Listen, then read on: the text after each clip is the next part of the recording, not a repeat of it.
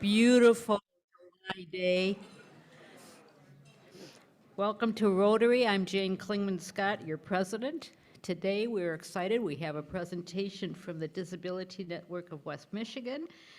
And we're going to start the meeting with Pledge of Allegiance, a little bit of literacy from your president, and Bill Erickson will give us the invocation. I pledge allegiance to the flag of the United States of America and to the republic for which it stands, one nation, under God, indivisible, with liberty and justice for all. Today's little bit of literacy is some history. The history of literacy really started with the history of the writing in the Western world. And that was traced to about 2300 BC. And the only examples that we have, according to Glenn Schwartz of Johns Hopkins, are not used to write letters. They're not used to write religious tracts. They're not inscriptions about great deeds of kings. It seems that they were all everyday things like invoices and inventories. So when you go back to your office and you have to fill out that form, remember you're marching with history. Bill.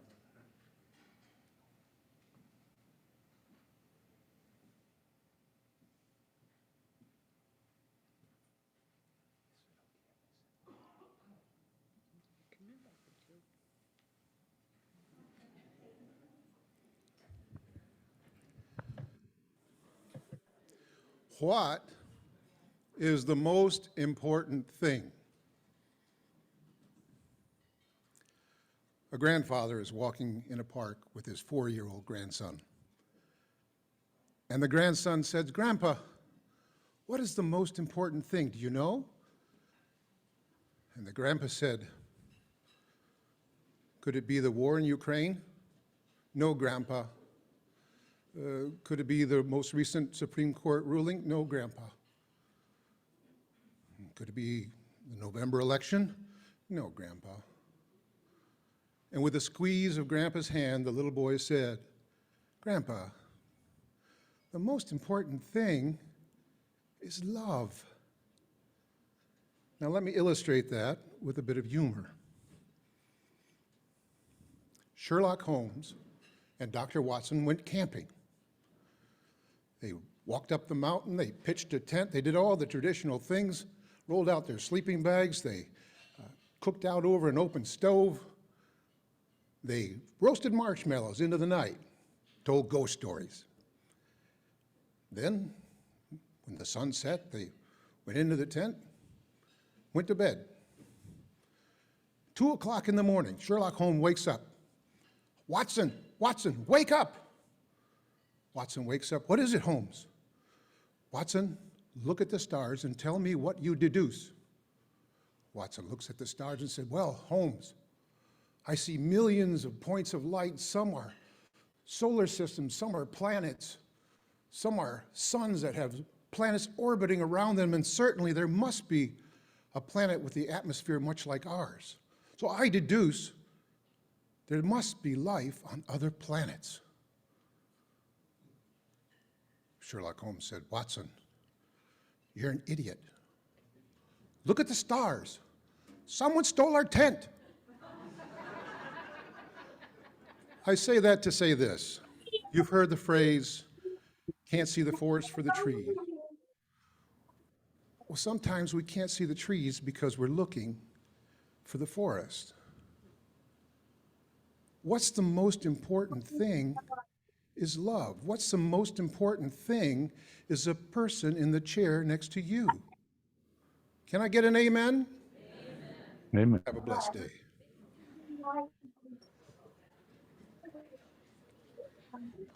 Thank you, Bill. Everyone, please enjoy their lunch, and we will reconvene in about 10 minutes. I'm your pick. A lot of guests today, so let's get started with that.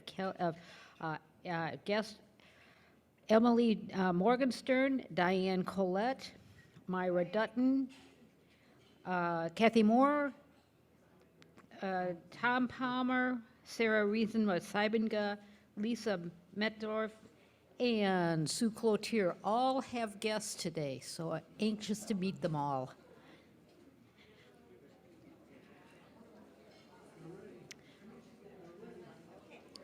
Thank you.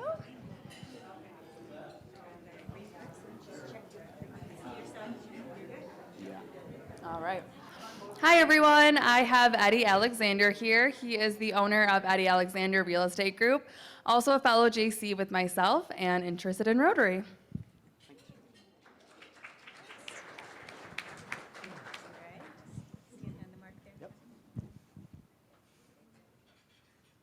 I'd like to introduce Drew Moss from Shelby State Bank. He has visited in the past, and then Adam Birchmeyer from Access Health, both considering membership.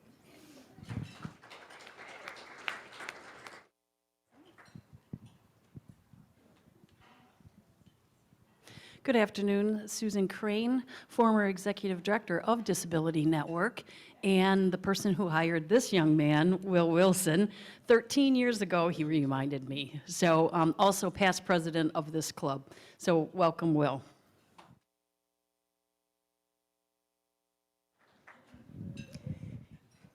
Darlene Collet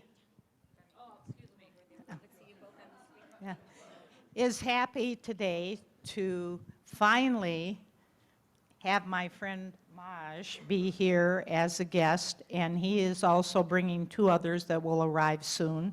They are all members of our community. I've known Raj for many, many years through a mutual friend, and he is also a friend of a neighbor that lives in my condominium development. And his name is Raj Gramel, and I'm going to let him tell you a little bit about himself. Oh, we can't do any of that today, too many, sorry. Okay,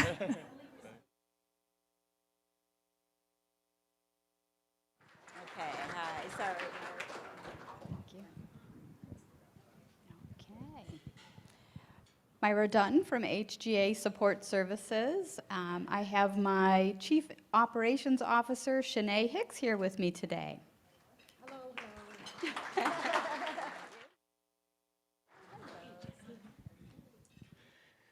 Hi, everybody. I'm Sarah Rinsmith-Siebinga. I have with me today Ron Suzik, who is the new Muskegon Area District Library Director, just started June 20th, and he comes to us from San Antonio and has been in library work for, I think, 17, 18 years. So Muskegon is pretty lucky to have him. Thanks.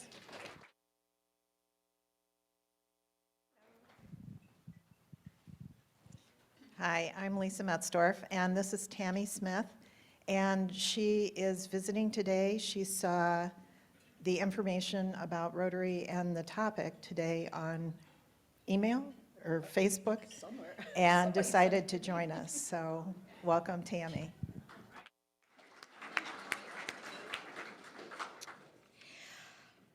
Well, I'm glad to introduce Lisa Tyler, who will introduce the program, and I'm glad to get Lisa here because I won't mispronounce her name.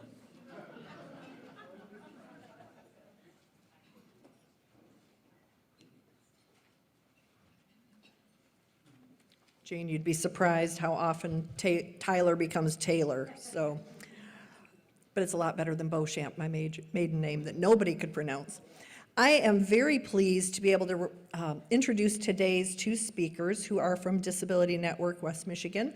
I got to know about Disability Network when I worked at United Way, and we all shared the fabulous campus on Clay Street, I think like 11 or 12 years ago. So our two speakers are Terry Langley, who is the Community Relations Director. She has been with Disability Network Michigan since July 2021. Prior to going to Disability Network Michigan, Terry spent most of her 20-plus year career working for both the Michigan Senate and the House of Representatives, where she served in key roles for each. Terry worked for Senators Bev Hammerstrom and Randy Richardville, both recognized statewide as champions for their advocacy for improving mental health services and their work to educate their colleagues on the gaps and barriers that existed in services for people with disabilities. As a legislative director for Senate Majority Leader Richardville, Terry worked on many notable policy changes, including the Foreclosure Prevention Act and Medicaid expansion. Terry possesses great knowledge of the legislative process and has built her professional reputation on her ability to collaborate and build consensus among politically diverse groups to advance policy initiatives benefiting the residents of the state of Michigan. No small feat to be collaborative. Terry graduated from Michigan State University, Go Green, where she earned her, good answers, where she earned her bachelor's degree in political science pre-law. Terry and her husband Peter live in Lansing and have 3 adult children and a dog. Terry enjoys camping with family and cheering on the MSU Spartans. And I didn't add any of that except for the Go Green. But I'm really pleased to introduce her, a fellow Spartan. Our second speaker with Disability Network is Brad Hastings, who is the Advocacy and ADA Coordinator for Disability Network West Michigan. Since Brad was hired in the spring of 2018, he has been working with disability advocates, business leaders, and local governments to improve accessibility, provide technical assistance, and community education on multiple disability-related topics. He is also a graduate of Michigan State University, go Spartans, where he earned a bachelor's degree in anthropology with a minor in philosophy and law. Prior to his time at Disability Network, Brad spent 5 years as the Community Food Programs Manager at True North Community Services, where he coordinated emergency food programs for low-income individuals. Brad completed the ADA Coordinator Training Certification Program in October of 2018 and has since completed over 150 hours of additional training on the Americans with Disabilities Act. Currently, Brad serves as a co-chairperson for the ADA Michigan Committee and is also a board member of the Muskegon Downtown Development Authority. Welcome, Brad and Terry.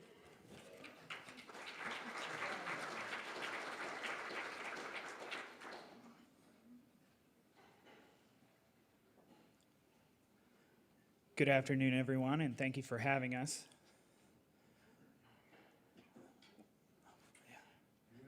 Yeah.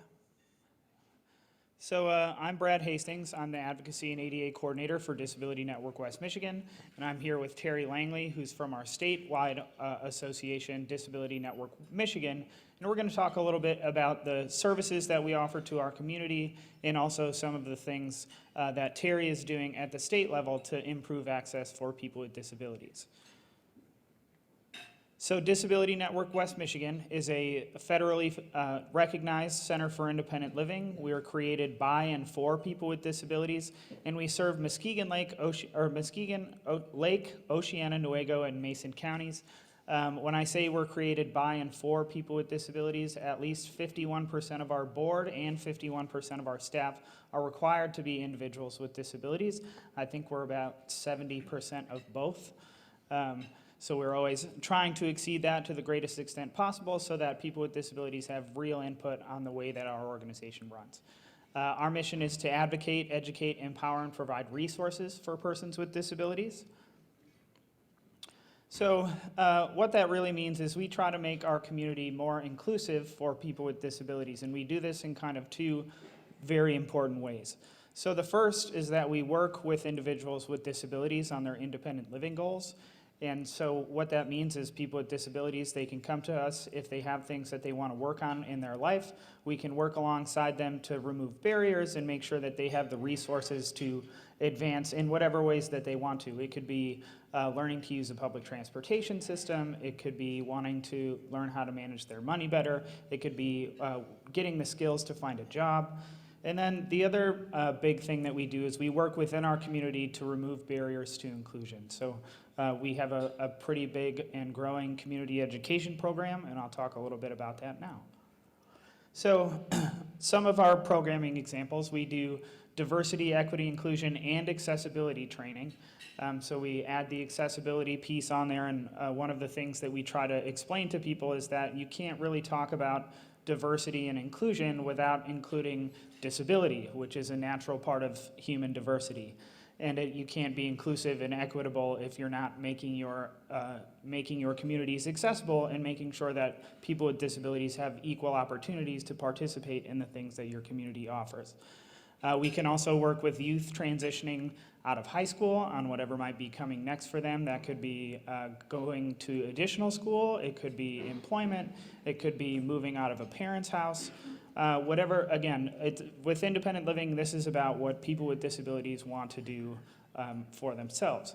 We have peer support groups, so people with disabilities can get together and they can talk amongst themselves, provide support to one another about their shared experiences, the things that they might be going through. So we have a women's support group, we have an assistive technology support group, we have a veteran support group, and then we have a youth support group called Ignite Fire. We can develop skills needed for employment. I want to clarify that we're not an employment agency, so we don't find people jobs, but we help prepare people to be ready for jobs. We can provide accommodation support, so if you are a person with a disability and you're looking, or you get hired by an employer and you need an accommodation to perform your job well, we can help navigate that process to make sure that your employer is doing what they're legally required to do and that you're getting a solution that works for you. We can train your staff on how to respectfully interact with people with disabilities. Again, that DEIA training, we do a disability decorum training out in the community. We do offer some of them for free online, but we also can offer a 1-hour training at a cost to your organization. We do technical assistance regarding the ADA. This is a lot of what my job entails. And we do accessibility reviews. So we go out into the community, we evaluate facilities, and provide reports on all of the barriers that we find and the non-compliance issues with the ADA. So I'd like to just talk about some of the people that we've worked with so far in some of these programs. So for accessibility, we've evaluated the Northtown 794 complex. We've worked with the Lakeshore Museum Center, the Cheese Lady, the Frauenthal Center, the City of Muskegon, the City of Whitehall, Newaygo County Parks, and the City of Ludington. And so this is not an exhaustive list, this is just some of them. And then for training, we've done trainings for Pioneer Resources, the Community Foundation for Muskegon County. We did a training for a Meyer resource group for people with disabilities. And we did Grand Haven Stamp Products, Harbor Transit, West Michigan Shoreline Regional Development Commission. So some of you may or may not know that United Way is now doing a 21-day disability equity challenge. A few years ago, some of you may have participated in the racial equity challenge. So this is very similar to that, but it's based around disability issues. So each weekday, if you sign up for this, you'll get an email that has something that you can watch, read, or listen to about a different disability-related topic. So it'll cover some disability civil rights movement, respectful language, accessibility, ableism, how to be a good ally. Those are just examples. We're partnering with United Way and also the ARC Muskegon to provide that. If you're interested, look up United Way 21-Day Disability Equity Challenge, and you should be able to find the registration link. And then we are very fortunate this year to have the last Party of the Park be a benefit to our organization. And I actually play trombone in the band that we'll be playing, so that's kind of fun as well. We need some volunteers for Parties in the Park. For those of you who aren't familiar, you have to have about 60 volunteers to be successful for running a Parties in the Park. If you're interested in that, come find me and I can connect you to the way to sign up to volunteer for Parties in the Park. We are in need of people still. I think we have about half of what we need. Is that right, Will? Yeah, so we hope that you'll come out and help us with that event if you're interested. If not, please come out and buy beer and listen to music. And now I'm going to turn it over to Terry, who's the Community Relations Director for our statewide network.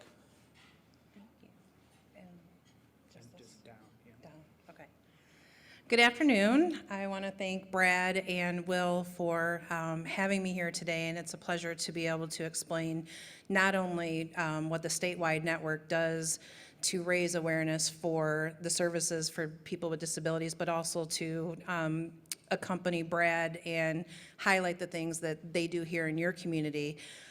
So when I was hired, I was asked quite a bit of questions about my experience with people with disabilities, and at the time, it started to dawn on me that maybe this job was made for me. My father had recently fell and broke his hip, and I thought, oh my gosh, I have to send my dad to the nursing home, that's it.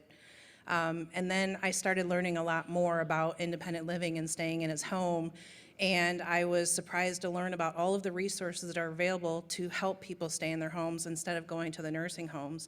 And I'm segueing into what I do in Lansing is to educate legislators on the return on investment that the state of Michigan receives when they give us state funding. So our groups are funded partly with state funds, and the return on investment is it's a very good return on investment. We're very good fiscal fiduciaries of that money because we save taxpayer dollars by not sending people to nursing homes, which sometimes can be paid with Medicaid dollars. And so that was kind of a real eye-opening process for me. And as I'm having conversations with legislators, I also see the light bulb go on in their heads when they recognize that that's what we do. We keep people in their homes, and the independent living philosophy is to allow people to make their own choices instead of having daughters or husbands or sons, sisters making those decisions for those people, and we respect those choices.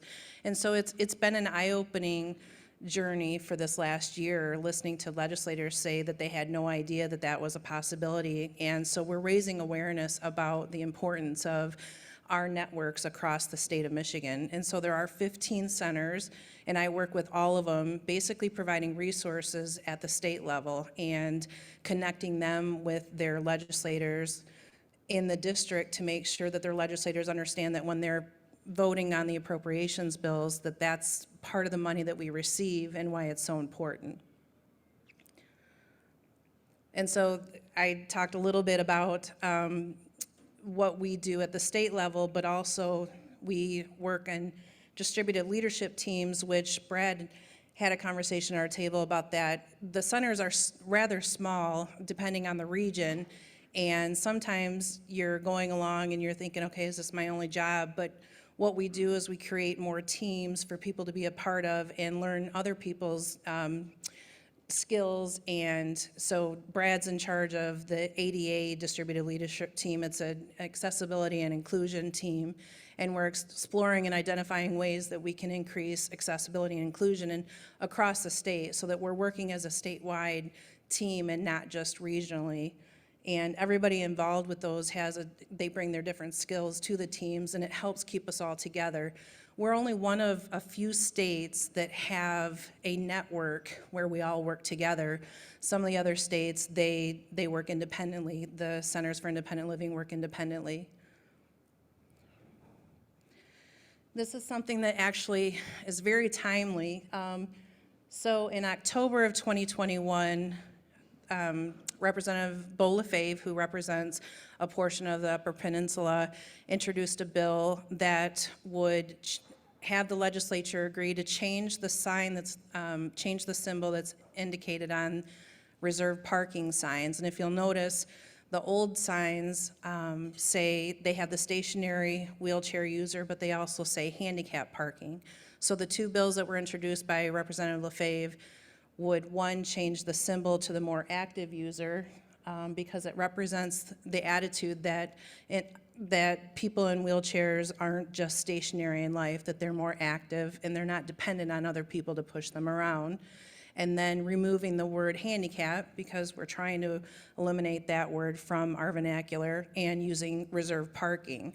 And so it passed the House near unanimously in October of 2021 and sat in the Health Policy Committee in the Senate for a while until the Senate Health Policy Chair started digging more into this and having conversations with our network and realizing that this is why this was important. One of the things that this is important is because it changes attitudes, and one of the barriers that we've identified for people with disabilities is attitudinal barriers. So when you see the old sign, people have a perception that people in wheelchairs just sit there and they are dependent on people to push them. And so when we recognize the new sign, we're sending the message that we are a more active participant in society, and we want other people to realize that as well. The Senate passed it unanimously, and it's now on the governor's desk, and she has until Monday at noon to sign it. If she doesn't sign it and doesn't veto it, it goes into law automatically. So we've been having conversations with her office to make sure that that signature is forthcoming. So that's about everything that I do. It's not everything I do, but those are some of the important highlights of what I do. I'm very happy to be here today. The weather is great, and I forgot how beautiful the west side of the state is. And just circling back, Senators Hammerstrom and Richardville represent Monroe County, so I'm actually in polar opposites right now. Southeast Michigan, all 20 years of my career in the legislature was representing people in Southeast Michigan along Lake Erie, so it's a different world over here, but still beautiful to be on the Great Lakes. Thank you for your time.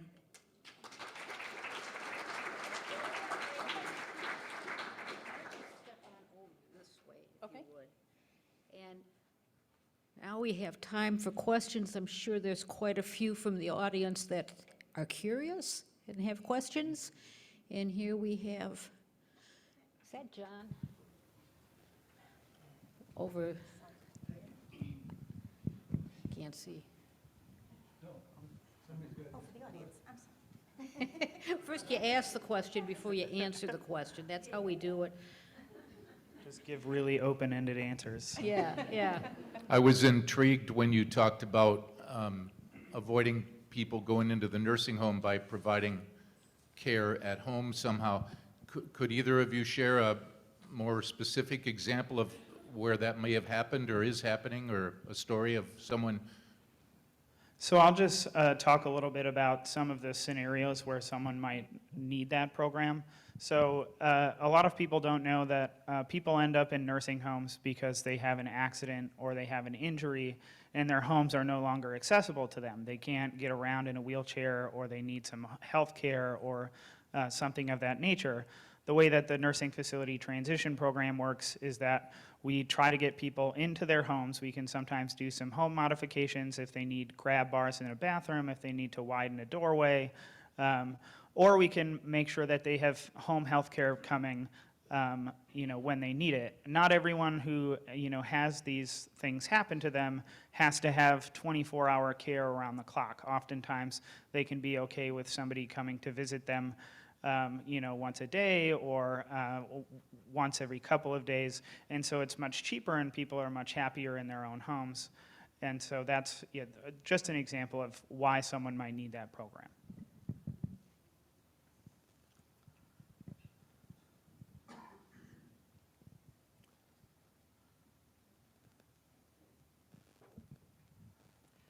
Terry, I was really intrigued, and it was new news to me that the signage changes occurred. So certainly acknowledge your organization for helping to make that happen. My question is there a budget that, or is there an expenditure or categorical that's gone along with that for the implementation? Because certainly the signs, the license plates, everything else that goes with it, and I'm just curious about both the dollars and the timeline that you think it's going to take to get that done. That's a really great question. I'm glad that you asked it, and that was one thing that the legislators were very focused on, and the language was written so that it's a replacement mandate. So anytime you need to replace your signs. So I actually made the comment in Senate Health Policy Committee and said that the manufacturers of the current signs are really good at their jobs because those may last forever, but when new businesses are erecting the signs or placing them on their walls or they're in their parking lots, or when you need a replacement sign, then the Department of Civil Rights is going to encourage everyone to use the new sign. So there's no new cost. The only cost would be the same as if you were buying a new sign. So that was one of the things the legislature was concerned about. The other question about how long do we think it'll take, I just go back to the manufacturers doing really well at their jobs. And you may never have to replace it the life of your business, but what we've seen in our communities all across the state and actually in Washington, D.C. as well, is that businesses are already replacing the signs themselves because they believe that this better represents people with disabilities. And so that was another talking point for us at the state level, is to say even small businesses, family-owned businesses, aren't concerned about any type of cost because they want to do what they feel is the best representation of their community. Just a comment, and Brett, if you could talk to this. I think businesses are afraid to have you come out and do an accessibility review. My understanding is, back in the day, probably still, you are not the ADA police. So all you can do is make recommendations. Want to talk a little bit about that? Yeah, so that's a really great question as well. A lot of people are afraid to have me come out and evaluate their business because they think that I'm going to write them a ticket for everything that's wrong in their facility. We are not a law enforcement agency. I have no authority to do that. I have no authority to make you fix anything. My role is to come out and evaluate your facility and give you suggestions and recommendations on how you can make it more accessible and how you can make it better. Because if you're not aware that those things exist, how can you know that they need to be fixed, right? And another question I've been asked sort of along that is like, well, once I know, what's my timeline on having to fix all of this? And I said, well, I don't set the rules there. I said, but what I'll tell you is that if somebody files a complaint against your business because you are inaccessible and the Department of Justice comes out and does an accessibility review, they're going to be a lot more nice to you if you can say, hey, look, we're aware, I know that this is going on, and we've developed a plan to fix it. And so I'll put that out there. I'm not the ADA police. I can't write you a ticket, and I'm not going to file a complaint to the Department of Justice.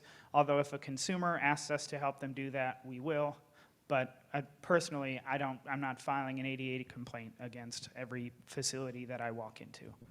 We have a question from our Zoom audience. What work do you do with schools and younger people?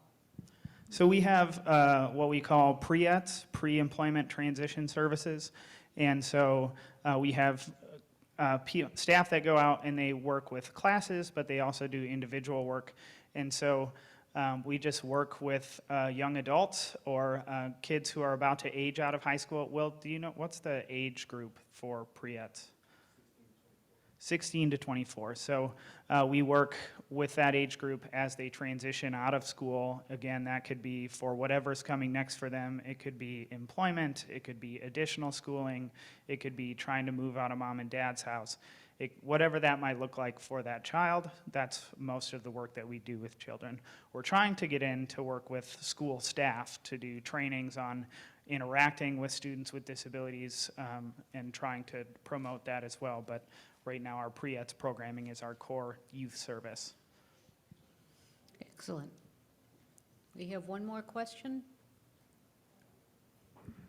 Hi, I'm with Muskegon Rescue Mission, so I'm thinking about that part. Shelters. We have a lot of people with disabilities that are staying with us at times, especially as they're waiting to transition into housing or something like that.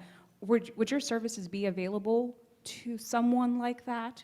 Would you be coming to a facility to help? Yeah, so it kind of depends. I mean, if the person is an individual with a disability, they're automatically qualified for our services. So we would develop what we would call an independent living plan with that person. And if that includes housing, we would certainly help them navigate that, work with the local housing agencies to work on that process.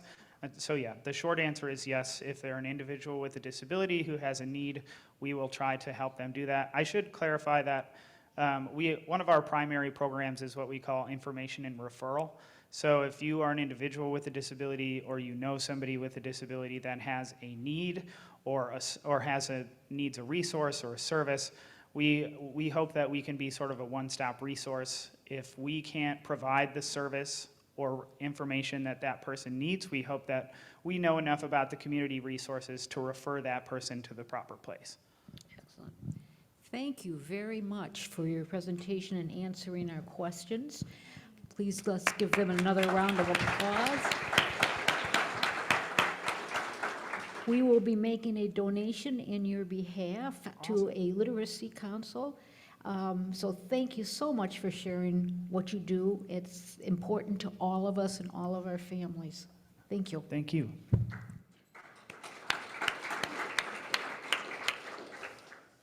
And now we have birthdays. Eric Messing on the 23rd of July. Ryan Rosiak, see I did it again. Ryan Rosiak on July 23rd. Greg Van Workum on July 24th, and Don Crandall on July 27th. If anybody's here, they can share their birthday by bringing us our $10 donation for the Caring Committee. And we could sing to them, "Happy birthday to you, happy birthday to you, happy birthday, happy birthday, happy birthday to you." And now we have a new feature for our meeting that Mary Ann Gorman is going to introduce. It is called Making a Difference. And Mary Ann is very good at this because she has always been making a difference. Wow. What a lead-in, Jane. Today, we're going to launch a series of 2-minute videos that will feature Rotary Causes. And if we had more time, I'd take a poll and ask you, can you list the 7 Rotary Causes? But we won't do that. I'll just tell you what they are. Promoting peace, fighting disease, providing clean water, supporting mothers and children, supporting education, growing local economies, and protecting the environment. So Rotary has a lot of big, hairy, audacious goals. And we felt that it was a good way for us to educate ourselves about what those causes are and the work that's being done by other individuals, groups, and organizations in our own community, because these are folks that can help amplify the work that's being done and potentially with whom we can partner. So with that, you're going to get to see the first in what will be a whole series of 2-minute videos throughout the coming year. Thank you.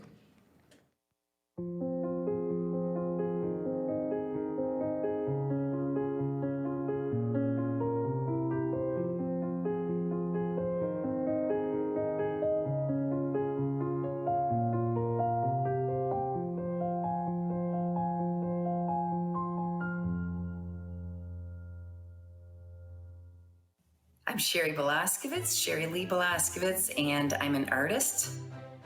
They have a huge festival here in Muskegon once a year, and it draws, like 600 artists, craft artists, fine artists of all mediums, and they submit applications, and so it's a great place to show their wares. The Lakeshore Art Festival partnered with the City of Muskegon and the Chamber of Commerce and PADNOS, and they came up with this idea of doing a metal art sculpture contest made all out of their scraps. Upcycling is taking scrap metal, garbage, something that somebody doesn't want anymore, and using it, and it becomes valuable again, it's useful. I wanted to do something that wasn't already here. I didn't want to compete with any other metal pieces that already existed. And Muskegon, we're surrounded with water, and I love watching the fishermen out on Muskegon Lake, and that was all it. I got really excited when I found out about this, and I just thought I should do a fish. I should do a steelhead fish, because the steelhead fish has a metal component in the name. I went to Muskegon Community College and studied art there, did Baker College for graphic design. I have a piece at the Frenthal Center on the outside under the marquee. I do work at Brayburn Wealth Management as the Director of Marketing. And I always say you can be as big as you want as an artist. It's all in what you want to do, because I've done murals and I've made some great income as an artist.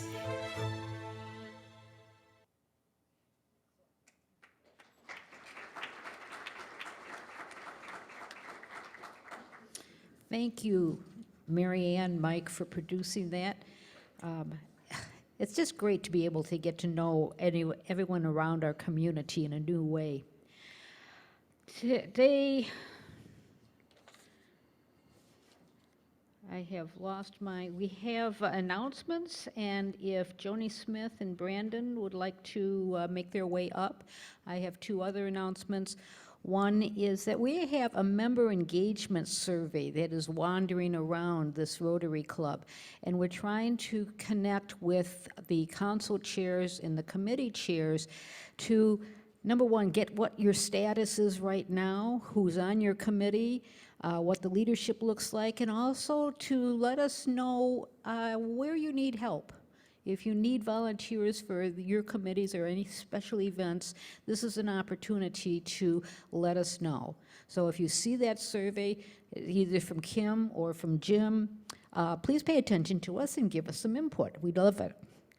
The second announcement I have is that Rewind is meeting tonight. They'll be at the Salty Pecker, and they will be meeting at 5:15. And now Joni has an announcement. I don't have any tongue twisters, so this will be easy. This club has been so supportive of youth exchange. Many of you have been involved for years in that. And because of COVID, we haven't done it for a couple years, but Lynn Turnage and Christy Pollock and I and a lot of other people have really gotten it going again. So we're going to have 2 inbounds and 2 outbounds this year from this club, which is a hurrah from me. And so Emma from Austria and Design from Thailand will be here, and their plane is coming into Grand Rapids Airport. Write this down, August 13th at 5:45. I would love to have a few Rotarians there to welcome them. We will have the flags from their countries for them and a lot of surprises. Thanks.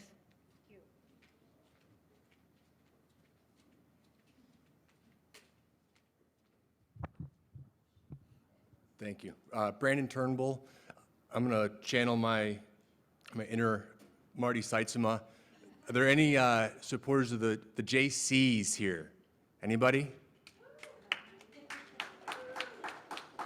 So I'm learning. I'm learning, Marty. So I am here on behalf of Muskegon JCs to make a request for assistance. We need some, what's the best way to phrase this? Volunteer mentors for our parties in the park, some experienced volunteers that can help guide our young organization in that event. So I'm also going to channel America Dobry. I have this pink sign-up sheet here. I will send that around. If any of you that have done this before can help us, that would be amazing. Thank you. Oh, sorry. August 19th. August 19th, it's on here. Thank you, guys.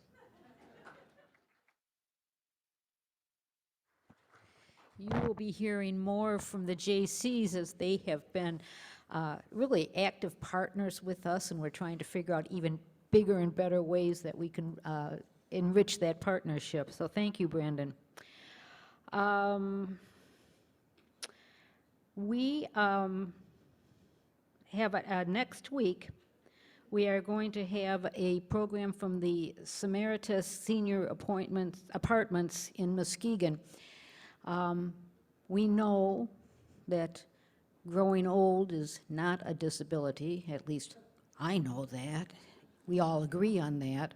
But we also know that as we get to be into that senior category, there are some accommodations that we'd like to make life even more exciting and easier. And the Samaritas Senior Apartments is part of that whole program. So I'm anxious to hear what they have to say. I want to thank everybody for being here, especially our guest, Kelly and Eddie, Raj, Chanel, Lionel, Adam and Drew, Ron and Lisa. Thank you for joining us. Oh, and my goodness gracious, how did I ever get away with that, to forget the raffle? The high point of the meeting. Where's my tickets? What's you drawn first? 5. I'm going 5, 10, and 20. Ooh, a traditionalist. 957 is the last. Ooh, over here, yay.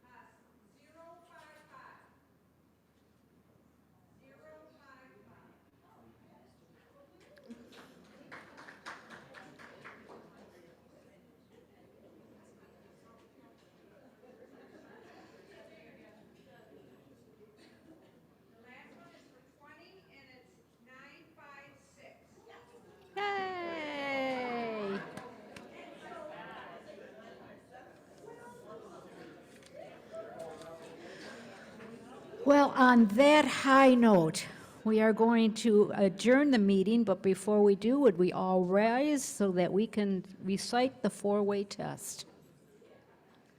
Of the things we think, say, and do, is it the truth? Will it be fair to all concerned?